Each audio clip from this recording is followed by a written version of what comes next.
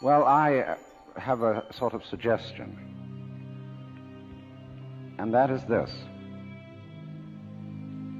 that before we decide either to save the planet or to destroy it, we pause for a moment of silence.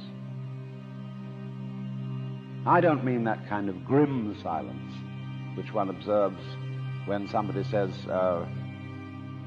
such and such a famous person has just died, and we'll observe a moment of silence in his honor, and everybody frowns and thinks very serious thoughts. That's not silence at all. I mean real silence, in which we stop thinking and experience reality as reality is. Because after all, if I talk all the time, I can't hear what anyone else has to say. And if I think all the time, and by that I mean specifically talking to yourself subvocally inside your skull, if I think all the time, I have nothing to think about except thoughts. And so I'm never in touch with the real world. Now, what is the real world? Some people have the theory that the real world is material or physical. I say it's made of kind of a stuff. Other people have the theory that the real world is spiritual or mental. But I want you to point out that both those theories of the world are concepts. They are constructions of words. And the real world is not an idea. It is not words. Reality is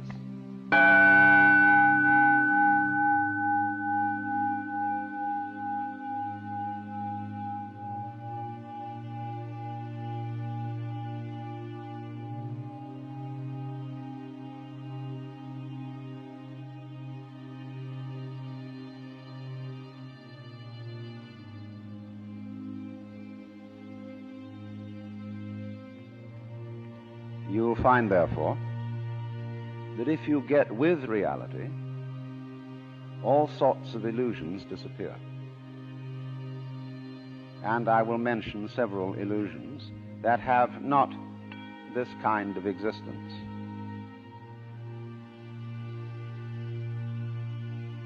Let's begin with some very down-to-earth ones, like money. Money is a very useful method of accounting. It is a measure of wealth in the same way as inches are measures of length and grams measures of weight. You cannot eat money. You could have a fantastic quantity of dollar bills and stock certificates on a desert island. They would be useless to you. What you would need would be food and animals and companions. Money simply represents wealth in rather the same way that the menu represents the dinner. Only we are psychologically perverted in such a way that some of us would rather have money than real wealth. But you know, you cannot drive in 5 cars at once, even though they be Cadillacs. You cannot live simultaneously in 6 houses, or eat 12 roasts of beef at one meal. There is a limit to what one can consume. So that's one of the sort of confusions I'm talking about. Another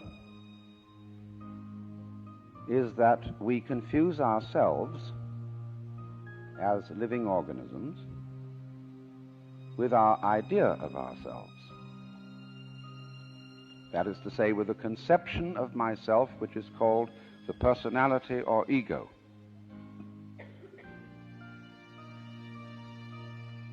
That is what we have been told we are. And it's an extremely crude and limited conception of oneself.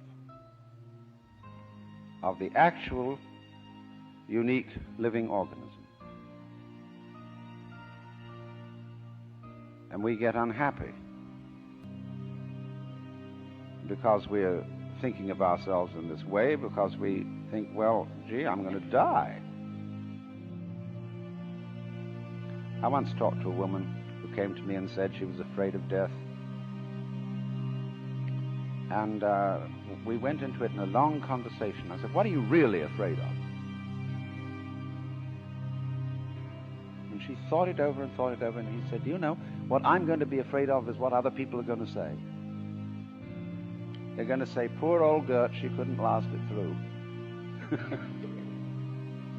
Because you see, who you think you are is entirely dependent on who people have told you you are. You're not that.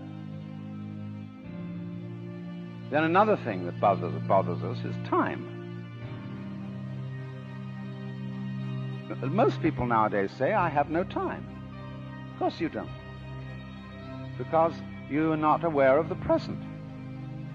You know, the present is represented on your watch by a hairline that is as thin as possible, as is consistent with visibility. And so everybody thinks the present is, instead of,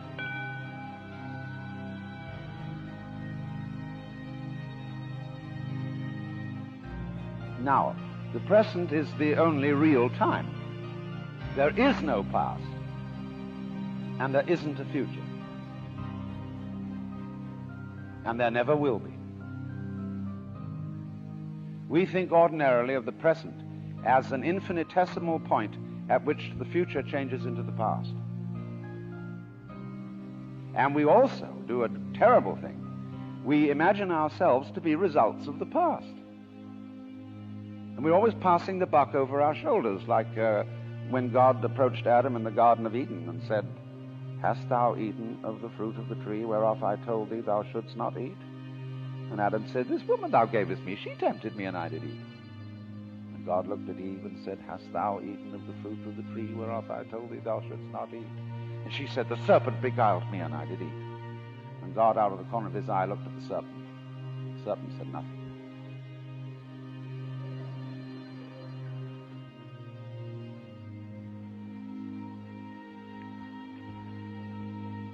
So you see, we're always passing the buck. We don't realize that the past is caused by the present, as the wake of a ship flows back from the prow. Now, the wake doesn't drive the ship any more than the tail wags the dog.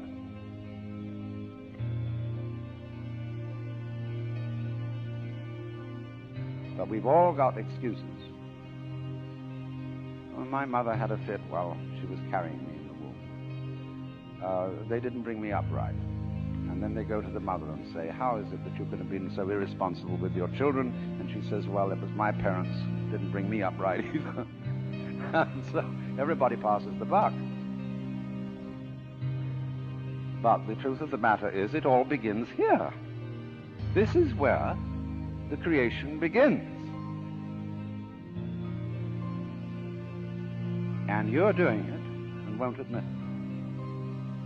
Because, of course, you're all God in disguise. Jesus found that out, and they crucified him for saying so. So this is a very odd thing for Westerners to understand, and particularly for Americans. Because we are so fixated on the future. When we say we want to put something down, we say it has no future. Well, we do. Much better to have a present. Because if you don't, it's useless to make plans. Because when they work out, you won't be there to enjoy them. You'll be thinking of something else. So we realize that we are living out of now and throwing the past behind us.